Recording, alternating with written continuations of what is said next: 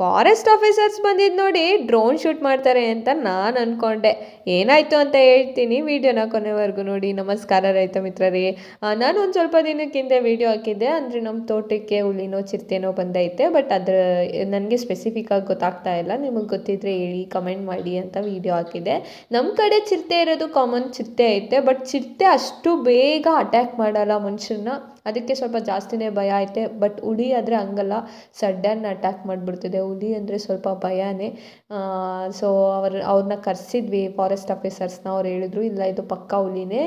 ಒಂದು 2 ಡೇಸ್ ಮುಂಚೆ ನಮ್ಮ ಪಕ್ಕದೂರಲ್ಲಿ ಒಂದು ಹಸು ಮೇಲೆ ದಾಳಿ ಮಾಡೈತೆ ಅಂತ ಹೇಳಿದ್ರು. ಅದೇ ಹುಲಿನೇ ಇಲ್ಲಿಗೂ ಬಂದಿರೋದು. ನೀವು ತೋಟಕ್ಕೆ ಬರ್ಬೇಕಾದ್ರೆ ಒಂದು ಸ್ವಲ್ಪ ಜೋಪಾನವಾಗಿ ಬನ್ನಿ, ಸೌಂಡ್ ಮಾಡ್ಕೊಬನ್ನಿ ಅಂತ ಹೇಳ್ತಾಯಿದ್ರು.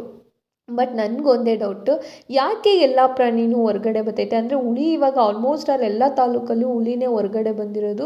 ಏನಕ್ಕೆ ಆ ಥರ ಬರ್ತೈತೆ? ಸೊ ಏನು ಕಾರಣ? ಅದನ್ನು ಫಸ್ಟ್ ಕಂಡುಹಿಡಿಬೇಕು ಅಲ್ವಾ? ನಂಗೆ ಅದೇ ಡೌಟು. ಆಮೇಲೆ ನಾವು ಬಂದಿದ್ದೆ KEB ಆಫೀಸ್ಗೆ. ಏನಕ್ಕಪ್ಪ ಅಂದರೆ PM ಕುಸುಮ್ಗೆ ಅಪ್ಲಿಕೇಶನ್ ಹಾಕೋದ ಅಂತ.